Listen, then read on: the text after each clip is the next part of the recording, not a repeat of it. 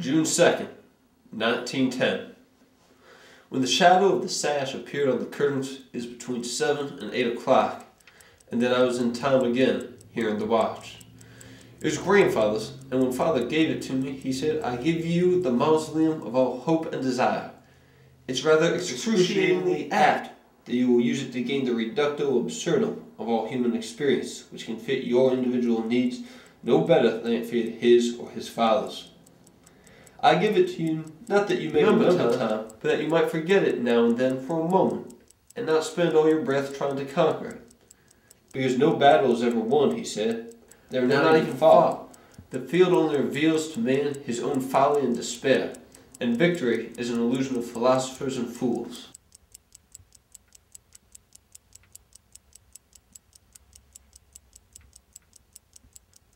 It was propped against the collar box, and I lay listening to it. Hearing it, that is. I don't suppose anybody ever deliberately listens to a watch or a clock. You don't have to. You can be oblivious to the sound for a long while, and then, in a second of ticking, it can create in the mind, unbroken, the long diminishing parade of time you didn't hear. Like father said, the long and lonely light rays you might see Jesus walking like, and the good St. Francis that said, "Little sister death, that never had a sister." Through the wall I heard Shreve's bed springs, and then his slippers on the floor hissing.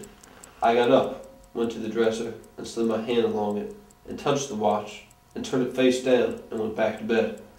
But the shadow of the sash was still there, and I had learned to tell almost to the minute, so I'd have to turn my back to it, feeling the eyes animals used to have in the back of their heads, and it was on top, itching.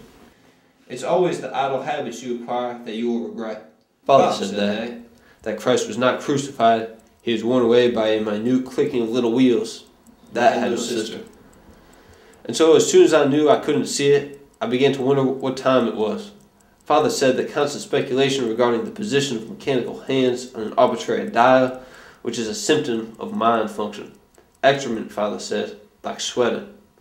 And I, saying, "All right, wonder, go on, wonder." If it had been cloudy, I could have looked at the window, thinking of what he had said about idle habits. Think it would be nice for them down at New London if the weather held up like this. Why shouldn't it? The month of brides, the voice that breathed. She ran right out of the mirror, out of the bank scent. Roses, roses. Mr. and Mrs. Richmond Compson announced the marriage of roses, not virgins like milkweed.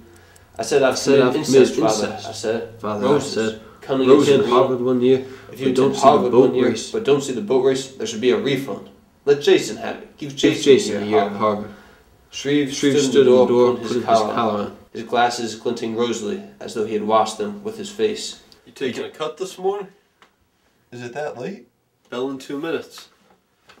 I don't know it was that late. I'll have to hustle. I can't stand another cut. The dean told me last week. You better slip on your pants and run.